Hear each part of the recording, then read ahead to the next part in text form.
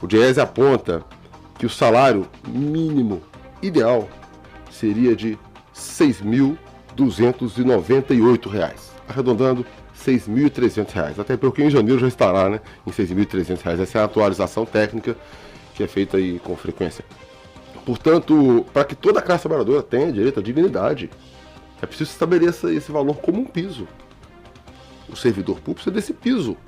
Nós vimos a luta que foi para a enfermagem agora, custou aprovar um piso modesto, um piso de R$ 4.750, um piso modesto para a enfermagem, e o Supremo Tribunal Federal cortou o piso, barrou o piso da enfermagem. E os enfermeiros e enfermeiras estão em luta para que seja assegurado esse piso. Mas perceba, e há quem ainda tem ilusões na direita e na esquerda liberal com esse Supremo e acham que estão a serviço do povo, mas não estão. Esses órgãos do Estado não estão a serviço do povo. O povo precisa assumir para si o comando desse país e desse Estado. De onde viria a pergunta que foi feita? Eu acho excelente, porque eu não vejo resposta dos outros candidatos. A pergunta vai ser respondida de maneira direta. É preciso que se faça uma auditoria da dívida pública. Tanto o Brasil quanto o Estado do Espírito Santo seguem pagando uma dívida pública que já está quitada. Essa dívida já está quitada, e esses são dados, relatos, estudos dos próprios auditores fiscais, que são os maiores especialistas nessa temática. Podemos pesquisar, o camarada que estiver interessado, a camarada, pode pesquisar Auditoria Cidadã da Dívida. Vai encontrar um estudo da camarada Maria Lúcia Fatorelli e toda a sua equipe técnica a esse respeito. Dados de uma economista profissional que explica que a dívida já está quitada. E nós estamos pagando uma dívida do Brasil, do orçamento brasileiro, mano, do Brasil inteiro. Mais da metade do orçamento é destinado ao pagamento dessa dívida que já está quitada. E o Brasil vai pagando a dívida, Ana, como uma pessoa que paga um cartão só paga o mínimo. Ou seja, a dívida cresce. Nós dedicamos metade do orçamento ao pagamento da dívida e a dívida cresce. No ano seguinte será mais do que 50, 51, 52 e assim segue. Nesse ritmo, certo? A classe trabalhadora não vai suportar carregar esse país nas costas para uma meia dúzia de milionários, juntamente com o sistema político que não serve a classe trabalhadora, se dá bem e está enriquecendo. E nós aumentando nossa necessidade. Dos candidatos, pode observar.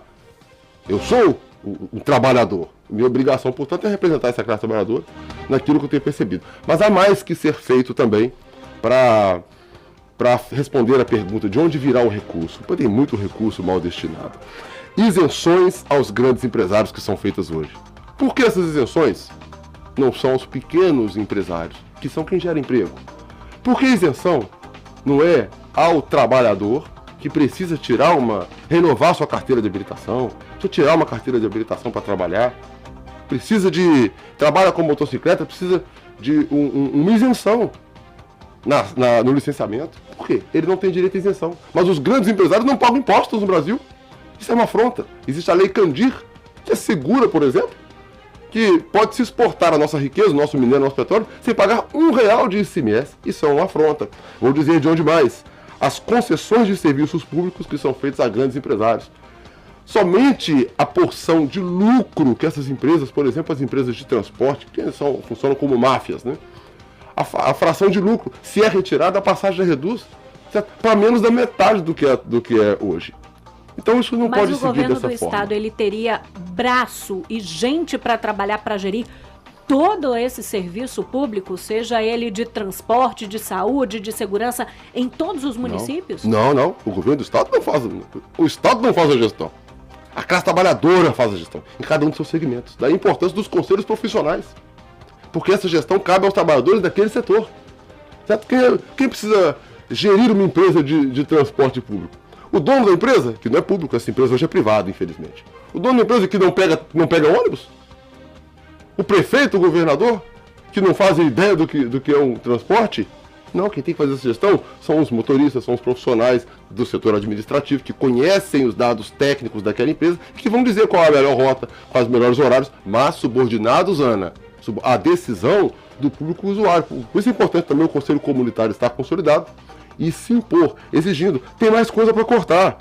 No ano passado, somente no ano passado, o superávit do Estado do Espírito Santo foi de 1/3 do orçamento, o que quer dizer que mais de 6 bilhões ficaram em caixa. Com a população passando necessidade, literalmente. Necessitando, além de necessitar do bar para se alimentar, necessitando de moradia, necessitando de um transporte digno, necessitando, sobretudo, de um emprego. Portanto, o plano de obras públicas poderia ser desencadeado e iniciado com esse valor que já está em caixa. São 6 bilhões e é 1/3 do orçamento, 1/3. Imagine você, trabalhador e trabalhadora, que está vendo o seu filho em dificuldade. O seu filho em dificuldade. E você reservar 1/3 do seu salário, certo? Com um filho que tem uma questão de saúde a ser resolvida, uma doença precisando de um tratamento, um outro filho em idade escolar que está sem o material didático, e esse pai e essa mãe reservando 1/3 do orçamento em poupança, certo? Deixando o filho sem aquela estrutura. Isso seria um crime, pois é o que nós dizemos também a respeito desse Estado, que não serve, eu repito, à classe trabalhadora. O nosso pensamento é que todo esse valor, certo, esteja a serviço da população capixaba, todo ele. E eu vou dizer, camarada, tem mais coisa, tá? Tem mais coisa para ser cortada e direcionada, por exemplo, o Fundo Soberano. O Estado tem um Fundo Soberano, uma poupança gorda. Isso serve, tanto o superávit quanto o Fundo Soberano, Ana, para empréstimos aos grandes empresários. Há um jurinho que nem eu nem a camarada temos acesso. Há um jurinho muito camarada, um jurinho baixo. O Estado às vezes nem juro cobra desses grandes empresários. E eles contraem não para poder salvar suas empresas ou para salvar emprego, mas para fazer novos investimentos nas custas do dinheiro público.